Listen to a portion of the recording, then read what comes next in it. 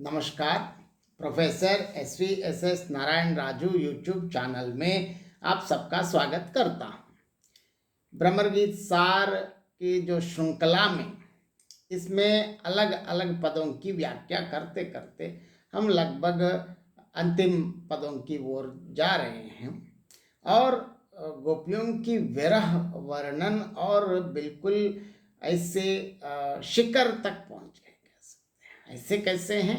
और इसके साथ साथ इस पद में गोपियां ये कहना चाहते हैं कि यहाँ प्रकृति में भी आरोप कर रहे हैं, क्योंकि गोपियां ही रोना ही नहीं, इसके साथ साथ व्रज में क्या क्या परिवर्तन आए हैं और श्री कृष्ण आने की आवश्यकता क्या। बार बार हमेशा हर पद में लगभग यही बताते हैं कि हमारे लिए एकमात्र इच्छा है, एक ही आशा है, एक ही तमन्ना है, भगवान श्री कृष्ण का दर्शन चाहिए और कुछ नहीं चाहिए। मतलब देखिए, भगवान के जो भक्त हैं वास्तव में सही भक्त हमेशा भगवान के अलावा कुछ नहीं मांगते हैं। आमतौर पर लोग समझते हैं कि भक्त ये मांगते हैं कि मुझको ये दे दो, वो दे दो, और वो चाहिए, ये चाहिए। ये सब नहीं करते। वास्तविक सही भक्त हमेशा सिर्फ भगवत प्राप्ति ही चाहते हैं। भगवत दर्शन के अलावा और क्या चाहिए? दर्शन ही सब कुछ है, बाकी सब तो बिल्कुल अशाश्वत है। एक ही शाश्वत सत्य है, एक ही ब्रह्मा परमात्मा परमपिता श्रीमन नारायण ही इस दुनिया में एक ही शाश्वत तत्व है, इसमें कोई दो राय नहीं है। ऐसे भगवान के जो दर्शन के अलावा और क्या चाहिए? इसी बात को फिर और एक बार गोपियों के माध्यम से सूरदास अभिव्यक्त करते हैं। पहले पद देखेंगे। निस दिन बरसत नैन हमारे। देखिए, निस दिन बरसत नैन हमारे, सदा रहती पावस रित हम पै जबते श्याम सिदारे। दृग अंजन लागत नहीं कबहूं, उर कपोल बैंकारे, कंचुक नहीं सूकत सुनि सजनी, उर बिच बहत पनारे। सूरदास प्रभु अम्ब बड़ियो है, गोकुल लेह उबारे। कहाँ लव कहो श्याम गन सुंदर, विकल हो तो अति भारे। यहाँ देखिए, यहाँ गोपियां बहुत बढ़िया, गोपियों के माध्यम से सूरदास निस दिन बरसत नैन हमारे। निस दिन मतलब दिन और रात, निसी मीन्स रात, रात और दिन लगातार बरसत नैन हमारे, मतलब आंखों से आंसू लगातार आ रहे हैं। इससे क्या हो गए हैं? सदा रहती पावस रित हम पै जबते श्याम सितारे। श्री कृष्ण जाने के बाद यहाँ क्या हुआ है? मानो यह लग रहा है कि बिल्कुल जैसे कृष्ण यहाँ से चले गए हैं, तब से क्या स्थिति है? यहाँ वर्षा ऋतु आ गई है। हम अपने नेत्रों में, अब देखिए आगे ये बताते हैं, दृग अंजन लागत नहीं कबहु उर कपोल बैकारे। देखिए, क्यों काजल भी नहीं लगा रहे? कारण क्या है बताते हैं। गोपियां बता रही हैं, हमारे नेत्रों में अंजन को लगाकर ठहरा ही नहीं सकती, क्योंकि अंजन आंसुओं से मिलकर बह जाता है और उससे हमारा हृदय और कपोल काले काले हो जाते हैं। गोपियां आपस में कहते हैं कि हे सजनी। और देखिए इसके साथ साथ और आगे इसमें जिस प्रकार इनकी आंसुओं से व्रज में क्या क्या परिवर्तन है, और पहले उनके साथ क्या हो रहे हैं। कंचुक नहीं सूकत सुन सजनी, उर बिच बहत पनारे। और यहाँ बताते हैं कि देखो, हमारी तो चोली भी नहीं सूखती है। क्यों चोली नहीं सूखती? क्योंकि हमारे हृदय के बीच, मतलब आंसू लगातार हृदय तक आने के कारण बहकर आते हुए आंसुओं के पनारे चलते रहते हैं। आंसू बहुत अधिक बहकर आते रहते हैं। इसका मतलब ये कहते हैं कि बिल्कुल पहले ही यहाँ पावस ऋतु मतलब वर्षा ऋतु आ गए हैं और ऐसे बता रहे हैं कि इसके साथ साथ आगे बता रहे हैं कि सूरदास प्रभु अम्ब बढ़ियो हैं गोकुल लेह उबारे।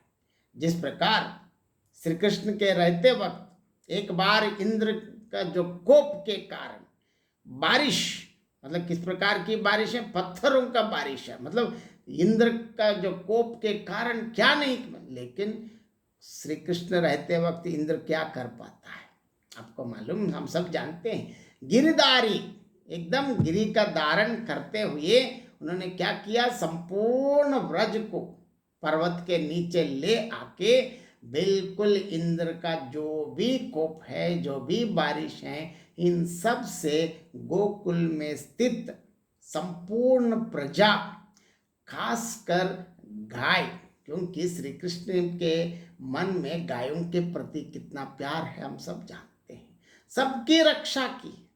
तो अब क्यों याद दिला रहे हैं इस प्रकार की बातें, अब भी आप आकर आने की रक्षा करने की आवश्यकता है, क्योंकि तो बालों के बारे में यहाँ बहुत एक मजेदार बात मैं आपको सुनाना चाहता हूँ, क्योंकि तो बाल है, बालक है, अबोध हैं।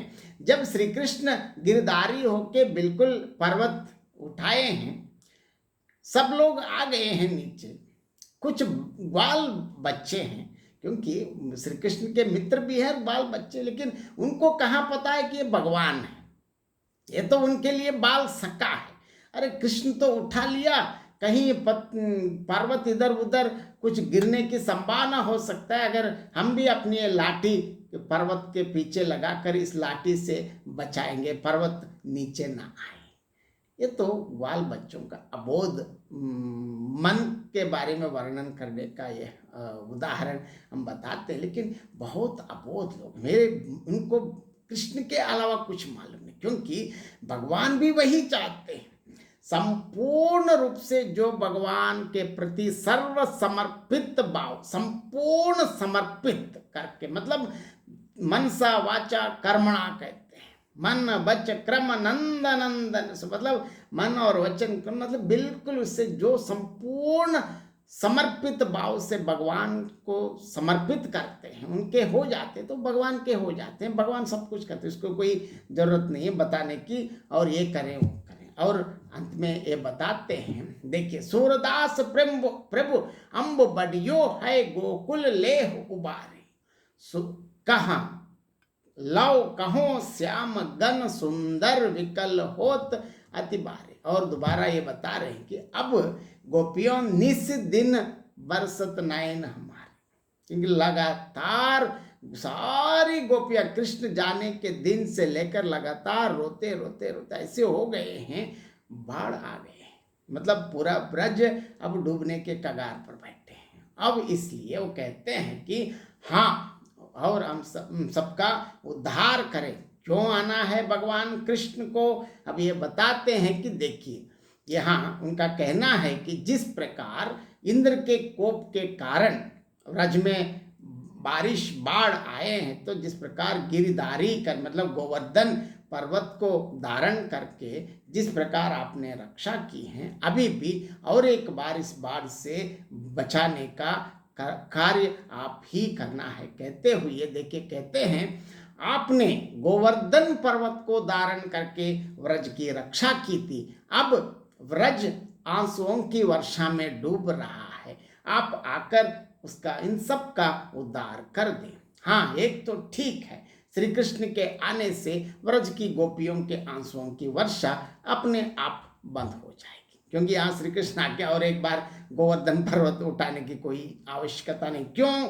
अब श्री कृष्ण का दर्शन होते ही सारी गोपियां प्रसन्न हो जाएगी, बिल्कुल रोना तो बंद हो जाएगी। इसीलिए अब इसके साथ साथ गोपियों की रक्षा भी हो जाएगी। और गोपियां कहती हैं, गोपियों के माध्यम से सूरदास अभिव्यक्त करते हैं और कहते हैं कि हे श्री कृष्ण, हम आपसे कहाँ तक कहें, क्योंकि बार बार हम आपको कहने की कोई आवश्यकता नहीं, आप खुद जानते हैं, आप हमारे बाल सखा है।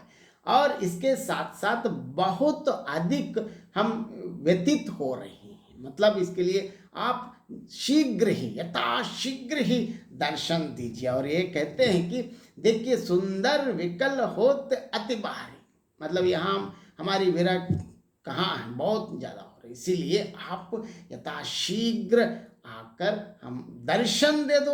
आपका दर्शन मात्र से संपूर्ण क्लेश सब हरण हो जाते हैं, क्योंकि भगवत प्राप्ति, भगवत दर्शन से संपूर्ण क्लेशों का हरण करने वाले ही श्रीमन नारायण, नारायण के अलावा इस जग में और कौन है, क्योंकि नारायण का ही अवतार है श्री कृष्ण। यहाँ इस पद में गोपियों के माध्यम से सूरदास और एक बार सगुण साकार पर ब्रह्मा की विशिष्टता, इसी में बीच में फिर गोवर्धन पर्वत का भी जिक्र किया है, क्योंकि जिस प्रकार भगवान अपने भक्तों को कभी भी छोड़ते नहीं, क्योंकि इसीलिए हम भक्त रक्षक कहते हैं। लेकिन कब रक्षा करेंगे, जब भक्त भगवान को सब सौंप देते हैं। आप ही रक्षक हैं, आप ही हमारे लिए सब कुछ हैं। पूर्णतः भगवत भक्ति मतलब भगवान को हम अपने जीवन को अर्पित करते हैं तो भगवान सब कुछ करते हैं। जिस प्रकार, इसीलिए यहाँ सूरदास गोवर्धन पर्वत का उदाहरण इसलिए बता दिए हैं कि जिस प्रकार उस समय बाढ़ से बचाए हैं, अब भी गोपियां निरंतर रोने से बाढ़ आ गई हैं। अब इस बाढ़ को रोकना है तो आप ही आना है, मतलब आप आते ही सब बंद हो जाएंगे, क्योंकि सारे रोना धोना सब बंद, आपको देखते ही सब प्रसन्न हो जाएंगे। भगवत प्राप्ति से कौन प्रसन्न नहीं हो जाते। यहाँ इस प्रकार कहते हुए और एक बार सगुण साकार पर ब्रह्मा की विशिष्टता और महत्व और उनकी आवश्यकता बताते हुए अपने आप निर्गुण के ऊपर सगुण ब्रह्मा की जो महत्व की प्रतिष्ठा करने में और एक बार सूरदास बिल्कुल सफल हुआ है, कहने में कोई अतिशयोक्ति नहीं है। और इस वीडियो को देखने और सुनने के बाद जरूर आप अपनी प्रतिक्रिया व्यक्त करना है। धन्यवाद।